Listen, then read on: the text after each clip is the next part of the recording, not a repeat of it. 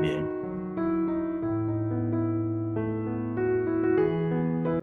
Bueno, dándole gracias a Dios, estamos hoy en el grupo de Pequeño Rebaño y nos toca hacer este estudio. Vamos a hacer una pequeña pasada por algunas cosas que tienen que ver con el tema que se ve ahí en la pantalla. Y el tema sería ignorando los dones espirituales. Ese sería el tema centralmente de lo que queremos compartir. Ignorando los dones espirituales. La mayoría de nuestras iglesias y denominaciones, de alguna manera, ignoramos, entiendo yo, la parte de los dones espirituales. Eh, Podemos entrar en razones, hay muchos motivos, pero creo que es mejor que lo hablemos esos motivos tal vez más adelante. Pienso que las religiones y las denominaciones religiosas están fundamentalmente atadas a preceptos que estén escritos, en libros, en reglamentos, en dogmas, o sea, en documentos escritos que buscan darle como una especie de certidumbre o certeza completa a la creencia o a la forma como se hacen las cosas. Desde mi punto de vista, esto tiene mucho que ver con la carencia de una relación con un Dios vivo hasta cierto punto. ¿En qué sentido lo quiero decir? En el sentido de que un Dios vivo es un Dios que se comunica con las personas. Es un Dios que tiene una relación con las personas directamente y que adapta no sus principios, sino el mensaje a la situación que están viviendo las personas para el provecho de las personas. Entonces, eso es lo que pienso. Casi todas las religiones tienen un libro. Prácticamente todas las religiones o la mayoría de ellas tienen un libro que se considera sagrado y que se considera también que no se puede cuestionar. Pero vamos aquí al punto. Jesús dijo a sus discípulos, Jesús le dijo a sus discípulos que recibirían poder cuando viniese el Espíritu Santo. Y si leemos aquí, dice textualmente, pero recibirán poder cuando el Espíritu Santo descienda sobre ustedes y serán mis testigos en Jerusalén, en toda Judea y Samaria y hasta los confines de la tierra. Entonces, una de las cosas que Jesús le encomendó a sus discípulos, y con discípulos no me refiero solo a los 12, sino que me refiero a todos los discípulos que le seguían, es que le sean testigos, que sean testigos de él, de Cristo. Y para ese testimonio les habló del Espíritu Santo. Siempre les habló del Espíritu Santo cuando les habló de que tienen que dar ese testimonio. Y en este caso vemos que le está diciendo, hablando de poder, poder que viene de ese Espíritu. Entonces, no es solo a los apóstoles a los que Jesús le habló. Por ejemplo, en Hechos 1:15 vemos que en aquellos días Pedro se levantó en medio de los hermanos y los reunidos eran como 120 en número. Este texto está, vamos a decir, enmarcado dentro de lo que es lo que venía a suceder en lo que se llama el acontecimiento del día de Pentecostés, que es cuando el Espíritu Santo descendió sobre los que estaban en el aposento alto. Los que estaban en el aposento alto eran como 120, no nos da el número exacto, pero eran alrededor de 120 personas. ¿Y por qué ellos estaban allí? Porque Jesús les había dicho que permanecieran juntos en Jerusalén. El lugar donde ellos se reunían en Jerusalén era en este lugar, en este aposento alto. Que estuvieran juntos para esperar la promesa que venía del Padre, que es el Espíritu Santo, que iba a ser derramado de una manera especial o diferente. Especial o diferente porque ya el Espíritu Santo obviamente estaba en la tierra, ya el Espíritu Santo estaba con ellos, pero había algo que no estaba, faltaba algo, porque esto es lo que se indica y esto es justamente lo que ya sucedió. No voy a profundizar mucho en esto porque me imagino que ya todos lo han leído. Entonces en Hechos 2:4 dice, y fueron todos llenos del Espíritu Santo y comenzaron a hablar en otras lenguas, según el Espíritu les daba que hablasen. Es decir, comenzaron a hablar. Siempre se enfatiza mucho que comenzaron a hablar en otras lenguas y que también las personas los entendían en diferentes lenguas. Pero hay algo que también tiene mucha importancia aquí y es esta parte de aquí, que ellos hablaban según el Espíritu les daba que hablasen. Es decir, hablaban según lo que el Espíritu les hacía hablar, que tal vez es más importante. Jesús les dijo a sus discípulos que cuando ellos estuvieran ante los concilios, que no se preocupasen por qué decir, sino que en la misma hora, en el mismo momento, cuando abrieran su boca, el Espíritu les daría que hablar, para que diesen qué. ¿Qué daban los discípulos de Jesús cuando estaban ante los concilios? Daban testimonio, eran testigos, por lo cual daban testimonio ¿de quién? De Jesús, de las cosas que Jesús habían hecho. Vemos, por ejemplo, cómo Pedro, la primera vez que fue encarcelado junto con Juan, le pasó exactamente lo que Jesús le dijo. Te van a llevar ante los concilios, en esa hora no te preocupes de qué hablar. Y con Pedro comenzó a hablar con denuedo, que lo que le daba el Espíritu que hablase. Y eso que le dio el Espíritu que hablase fue considerado por muchos de gran sabiduría y por ello le reconocieron que estaba con Jesús, como dice en el texto. Entonces, podría parecer que es la sabiduría de Pedro, pero tenemos que recordar que Pedro era pescador, que si bien anduvo 3 años con Jesús, eso también le pudo haber ayudado a mejorar la forma de hablar y todo eso. Pero en realidad lo que estaba pasando era que estaba siendo movido por el Espíritu. ¿Movido por el Espíritu a qué? A dar testimonio de Cristo, a dar testimonio de Jesús. Justamente lo que Jesús les había dicho. Vamos a hablar de los diáconos, porque esto no es cosa exclusiva de los apóstoles. Es importante notar que no solamente ellos comenzaron a tener la facultad de hablar con denuedo, dando el testimonio, sino que también comenzaron a dar otro tipo de testimonio sobre Jesús. Es decir, que los milagros comenzaron a seguirles por allí, por donde iban. Lo que comenzamos a ver es que Pedro, a Juan y a otros discípulos, los milagros comienzan a seguirlo allí donde van, donde está la necesidad, parecido a como pasaba cuando Jesús andaba caminando sobre la tierra. Allí donde estaba la necesidad del milagro, allí llegaba el milagro por mano, aparentemente, de los apóstoles. Sabemos que era por mano del mismo Jesús a través de su espíritu, que iba con ellos, ¿verdad? Entonces hablamos de los diáconos. Sabemos que en Hechos 6 se nos narra que se vieron los apóstoles en la necesidad de delegar la administración de los bienes que eran donados para ser repartido a los pobres, porque eso le estaba quitando tiempo de la parte de la predicación. Y en ese momento decidieron elegir entonces diáconos, personas que fueran también ungidas con el Espíritu Santo, de entre los que siempre habían estado, de entre ese grupo que siempre había estado con ellos, que no eran de los 12, para que se encargaran entonces de esa parte, de ayudar en la repartición de los bienes y estuvieran pendientes de ello, para que los apóstoles se pudieran concentrar más en el otro tipo de testimonio, porque también eso es testimonio. Vemos aquí, leemos, dice, agradó la propuesta a toda multitud y eligieron a Esteban, varón lleno de fe y del Espíritu Santo, a Felipe, a Prócoro, a Nicanor, a Timón, a Parmenas y a Nicolás, prosélito de Antioquía, a los cuales presentaron ante los apóstoles, quienes orando les impusieron las manos. Y aquí lo puse en amarillo, que les impusieron las manos. Porque ¿qué fue lo que sucedió?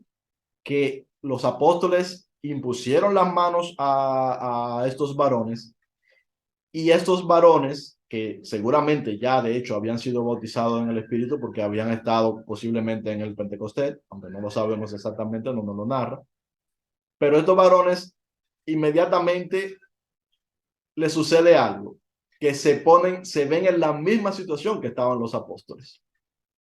Porque ¿qué sucede? Que Esteban sale a predicar. Y ahora la sabiduría de Esteban es algo que nadie puede contrarrestar con lógica o con palabras. Vemos que entonces Felipe también sale a predicar y a hacer milagros. O sea, no sé si se habían dado cuenta, pero los diáconos terminan haciendo lo mismo hasta cierto punto que hacían los apóstoles, y de algún modo puede que se le dificultara también hacer la tarea para la cual fueron elegidos, porque terminaron convirtiéndose en evangelistas, al fin y al cabo.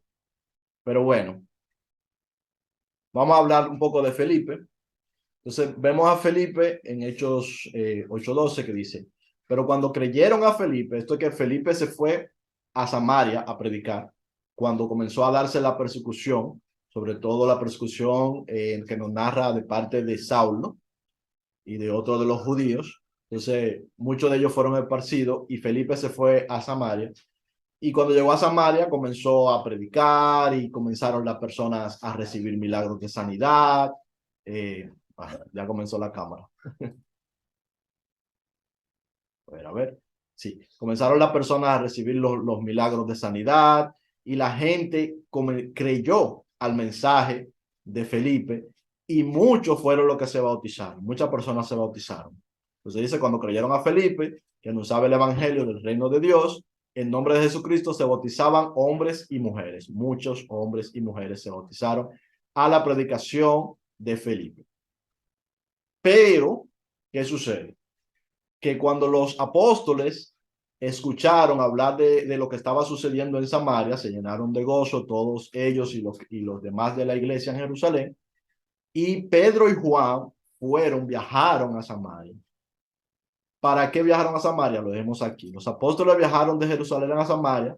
Pedro y Juan impusieron las manos para bautizar en el Espíritu a los que fueron bautizados en el nombre de Jesús. Es decir, estas personas que habían sido bautizados en el nombre de Jesús por mano de Felipe, ahora vienen los apóstoles, Pedro y Juan, y les imponen las manos.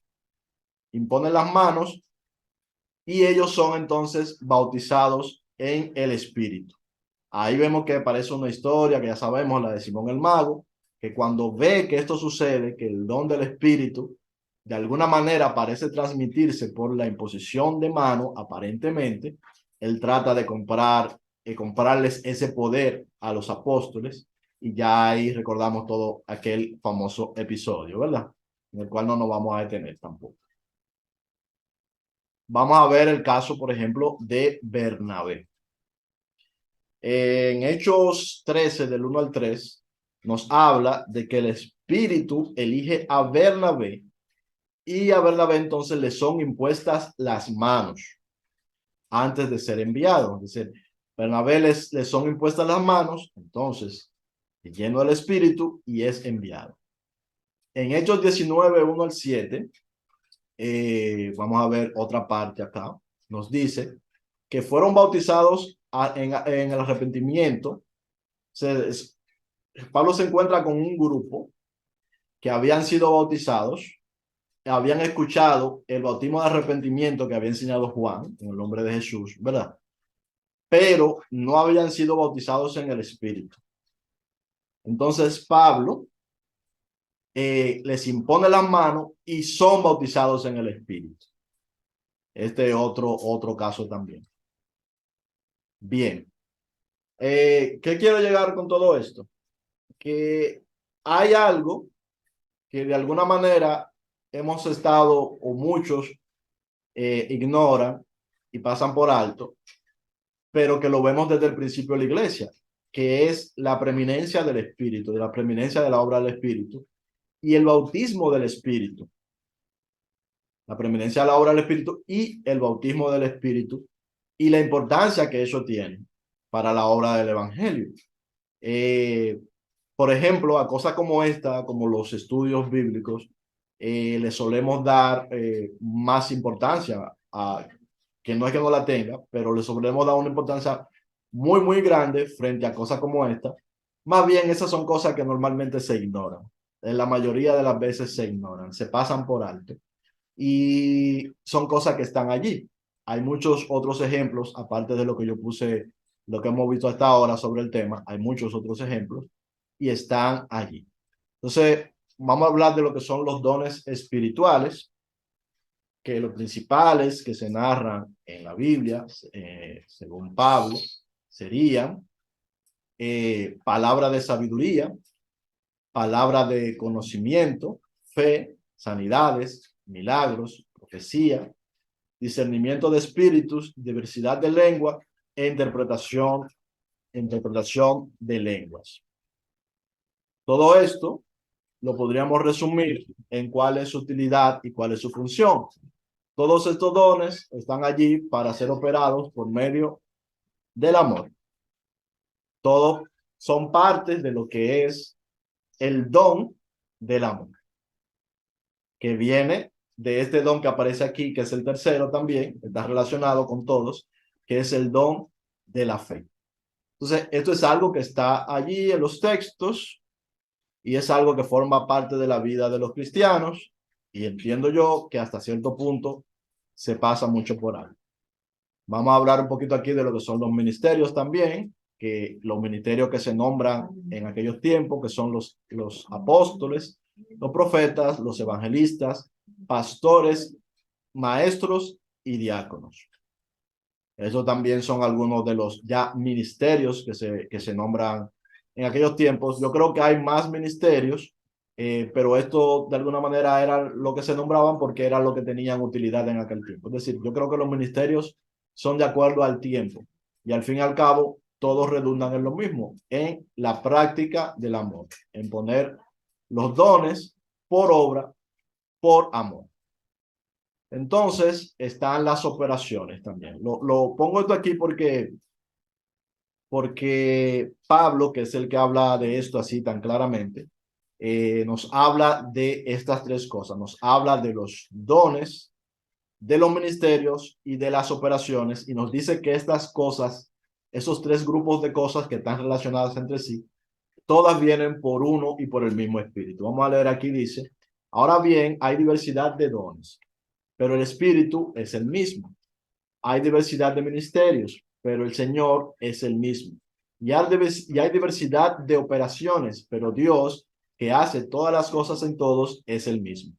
Pero cada uno le es dada la manifestación del Espíritu para provecho. Voy a explicar aquí, aunque ya lo hemos hecho en otras ocasiones rápidamente, lo que yo entiendo de estas tres cosas, que serían los dones, los ministerios y las operaciones. Los dones son las capacidades que Dios nos pone, vamos a decirlo así, nos regala. Primeramente, Dios nos da la salvación, ese ya es un don. Y luego dones como lo que vimos hace un momentito, que sirven para la edificación de la iglesia, que sirven para la obra del evangelio, tanto en nuestra vida personal, familiar, como en la iglesia, en la comunidad y con las demás personas. Todo lo que vimos hace un momentito.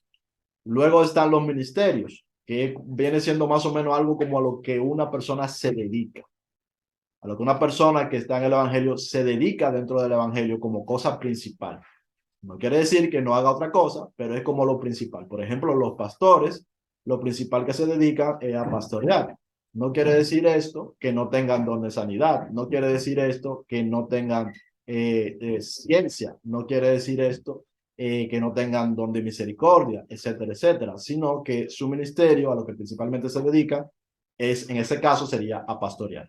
Por eso digo que hay más ministerios, porque dentro del evangelio, de acuerdo al contexto en el que uno se encuentra, nos vamos a dedicar a cosas distintas que se van adaptando con el tiempo.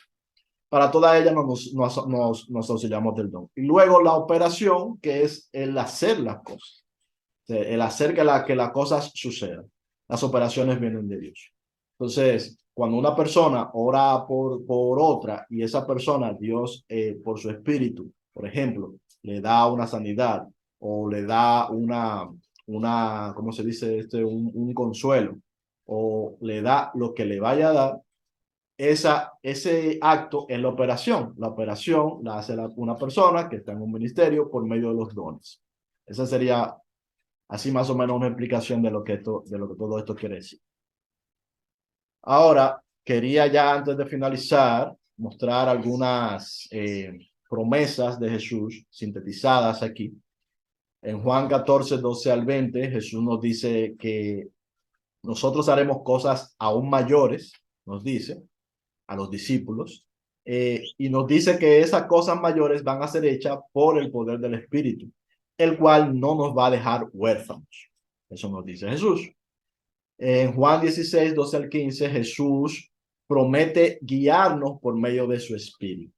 Y esto me recuerda a cuando se habla de lo que son llevados por el Espíritu, que Jesús dice que no saben, que son como el viento, que tú no sabes de dónde viene ni a dónde va, que así son los que son guiados por el Espíritu. Los que son guiados por el Espíritu son como Felipe, que Felipe un día está muy tranquilo y viene el mensaje de Dios que le dice, vete a un camino y toma ese camino. No le dice para qué ni por qué. Después que está en el camino, el Espíritu le dice, ve y acércate a ese carro donde iba el etíope. No le dice por qué ni para qué. Después que él se acerca al carro, entonces él escucha lo que está leyendo y entonces el Espíritu le mueve a preguntarle que si entiende lo que lee. Se sube en el carro. Esta persona recibe el Evangelio, es bautizada y luego el Espíritu arrebata a Felipe. Felipe ese día no sabía para dónde iba y cuando estaba ahí con el etíope, no, él no decidió de dónde iba a venir ni a dónde iba a ir. Es como el viento que no sabe de dónde viene o a dónde va. Así son los que son llevados del Espíritu. Su vida no les pertenece, sino que es el Espíritu que los va llevando por un camino o por el otro. Entonces, esto dice en Juan 16, 12 al 15, Jesús promete guiarnos por medio de su Espíritu, guiarnos. Y esto lo vemos también, por ejemplo, en Pablo, que en ocasiones Pablo y Bernabé, el Espíritu le dice, no entres en esta ciudad. Ellos quieren ir a un lugar a predicar y el Espíritu le dice, no entres, sino que vete a otro lugar. Y después le viene un sueño y le dice al lugar donde tienen que ir. Entonces, el que es llevado por el Espíritu no va donde quiere. Hay un texto, hay un texto referente a Jesús, que él dice, creo que es a Juan que le dice, sí, a Juan se lo dice, que le dice que cuando esté mayor, él no se va a ceñir por sí mismo, ni va a decidir dónde va. Y esto se interpreta como que se refiere a sus cárceles. Pero a veces yo también como que digo, ¿no será que Jesús también, aparte de esto de la cárcel, le está diciendo justamente que él no decide hacia dónde, no va a decidir hacia dónde va a ir, ni qué va a hacer, sino que el Espíritu el que va? Y lo podemos ver, si, siendo que puede hacer así, por ejemplo, vemos que Juan y Pedro son encarcelados y viene un ángel y los saca de la cárcel, ¿verdad? Los que lo encarcelaron le dijeron, no vayan a la puerta del templo a predicar. Viene un ángel y lo saca de la cárcel. ¿Y qué le dijo el ángel? Que se fueran a la puerta del templo a predicar. ¿Y qué ellos hicieron? Se fueron al templo de la puerta a predicar de nuevo, allí donde lo agarraron preso, allí donde lo, ¿verdad? Eh, o vemos en la historia de los apóstoles, incluso lo que está fuera de la Biblia, como muchas veces algunos, incluso sabiendo que iban a morir, decidieron ir allí donde el Espíritu les dijo que tenían que ir, a sabiendo de que iban a morir. O el mismo Pablo, que ya sabía que iba a estar preso cuando fuera a Jerusalén. Tal vez no sabía cómo, pero el Espíritu ya anunciaba por los profetas que iba a estar preso, pero tenía que ir. O sea, a veces lo que el Espíritu te dice no es para que no vayas, sino para que sepas y estés preparado para lo que viene. Y así son los que son llevados por el Espíritu. En Lucas 24:49 nos dice que Jesús promete que recibiremos poder por el Espíritu, que es lo mismo que vimos en Hechos también. O sea, ustedes recibirán poder por el Espíritu. Ahora, ¿cómo se obtiene el bautismo del Espíritu? ¿Cómo nosotros podemos conseguir ser bautizados en el Espíritu? En Lucas 11, del 1 al 13, Jesús narra varias cosas que son un poquito ya, vamos a decir, si quieren podemos leerlo. ¿Quién lo podría leer? Para leerlo completo. Yo solo puse el final aquí. Lucas 11, del 1 al 13. Ya, yo le leo, hermano. Dice, pues si vosotros, siendo malos, sabéis dar buenas dádivas a vuestros hijos, ¿cuánto más vuestro Padre Celestial dará el Espíritu Santo que se lo pidan? A lo que se lo pidan. Sí. Me refería al texto completo, era, porque aquí solamente está el final. Pero Claro, está bien, vamos a dejarlo ahí porque ya creo que no lo sabemos también. Aquí es cuando Jesús le enseña a los discípulos el Padre Nuestro, lo que llamamos el Padre Nuestro. Y después comienza a decirles que qué padre que su hijo le pide una piedra, ¿verdad? Le dará un escorpión y comienza a dar todos estos ejemplos. Si le pide un pescado, le dará una serpiente. Y luego le dice, si vosotros siendo malos, sabéis dar buena dádiva a los hijos, a vuestros hijos, ¿cuándo más vuestro Padre Celestial dará el Espíritu Santo a los que se lo pidan? Es decir, todo eso que Jesús enseñó ahí, todo lo que le estaba enseñando sobre el padre que pide algo, el hijo que le pide algo a su padre, y que el padre humano no le daría algo malo a su hijo, es para enseñarnos que lo único que tenemos que hacer es pedirle a Dios su espíritu. Fíjense, no nos está hablando de que le pidamos a Dios, aunque es compatible también, casas, carros, pareja.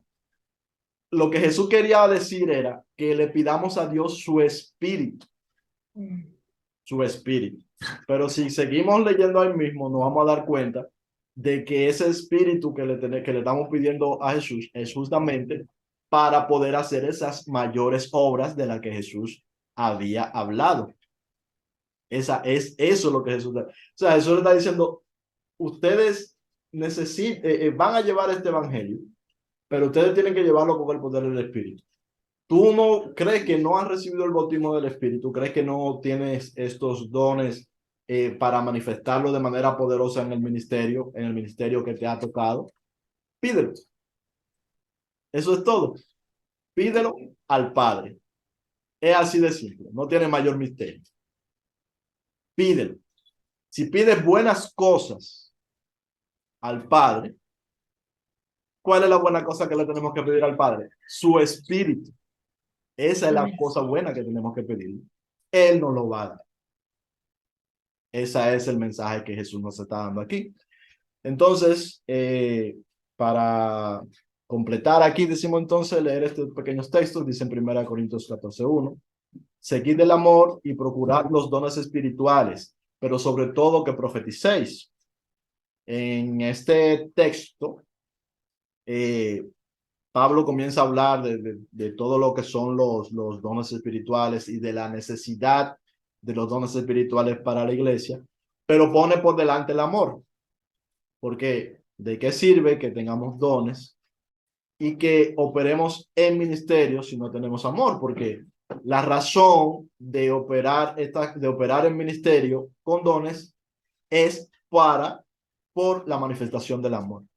Es decir, la razón por la que tú vas a curar, a ponerle una venda al enfermo, tiene que ser por amor. Tú lo puedes hacer sin amor. Lo puedes hacer sin amor.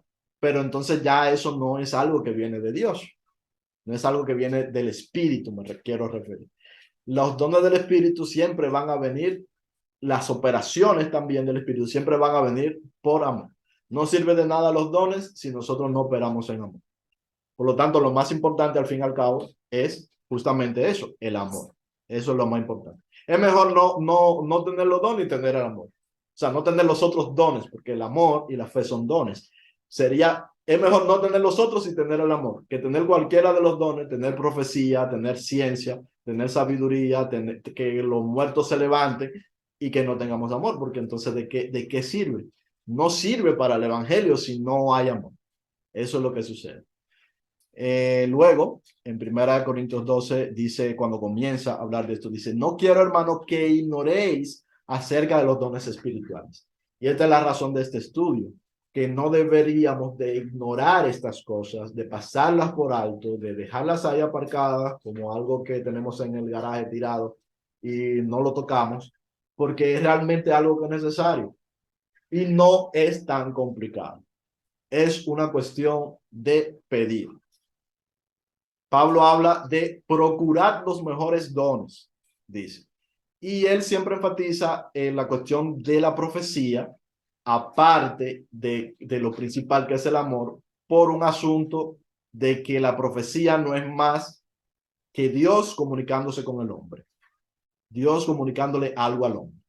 Y la iglesia necesita recibir información de parte de Dios, necesita recibir guía de parte de Dios.